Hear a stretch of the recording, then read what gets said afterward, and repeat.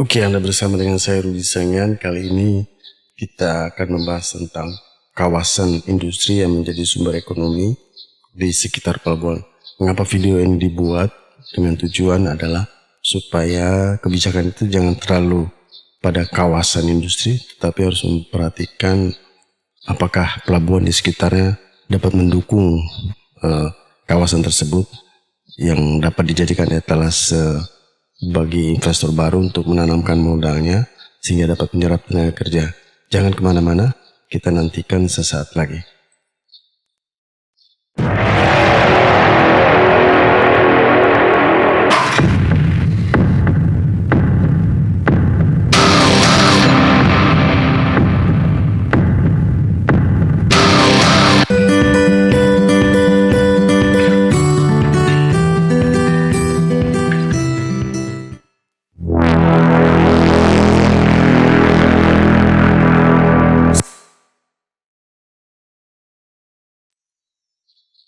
Oke, jadi pelabuhan itu atau kawasan itu dibangun dengan tujuan bisa menekan biaya-biaya logistik ya.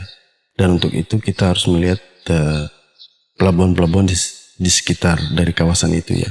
Sehingga logistik koordinasinya boleh mencapai sebuah komponen biaya logistik yang dapat diandalkan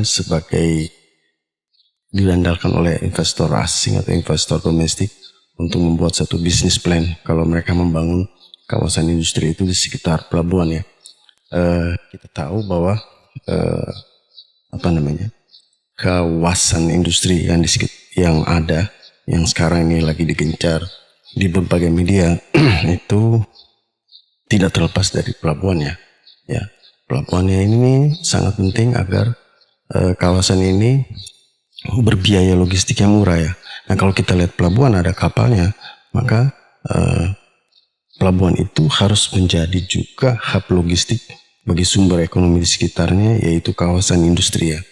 Nah pelabuhan tidak berdiri sendiri ya, ada beberapa infrastruktur yang harus dibangun seperti buffer area.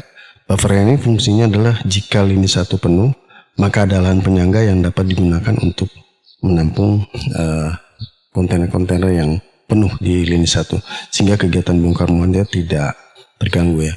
Dan tidak hanya buffer area tapi ada juga cross docking warehouse di mana kontainer-kontainer truk yang keluar masuk pelabuhan itu cukup sampai di cross docking warehouse saja.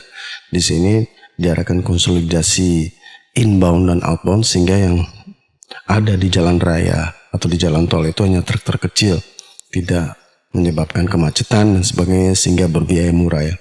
Dan kalau kita lihat setiap kebijakan dibangun selalu yang dilihat adalah terlalu truk ya.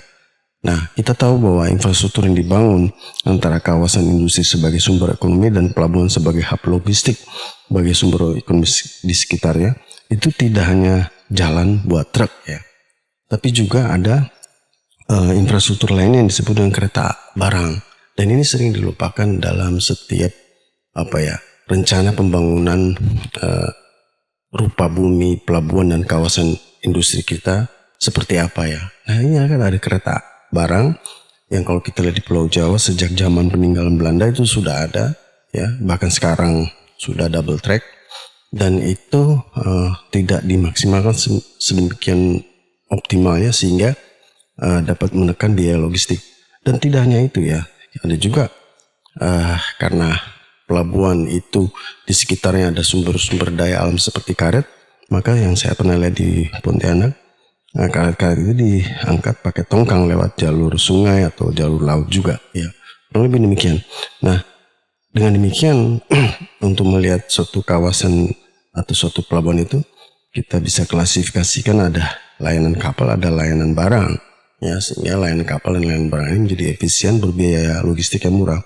Dan yang paling penting dalam komponen cost biaya logistik adalah last mile-nya. Last mile-nya di sini kan banyak berhubungan dengan infrastruktur ya. Dan kalau hanya truk itu berbiaya mahal ya. Kita harus bisa membangun suatu infrastruktur lainnya yaitu kereta barang atau tongkang ya. Dimana yang kita pernah lihat saya pernah lihat di Pelabuhan Pontianak khususnya. Secara pribadi pernah menyaksikan sendiri. Demikian pandangan saya. Mudah-mudahan ini bermanfaat bagi para pembuat kebijakan dan para mereka yang ingin belajar logistik pelabuhan atau port logistics change ya, sehingga ini dapat menambah wawasan. Terima kasih. Salam logistik.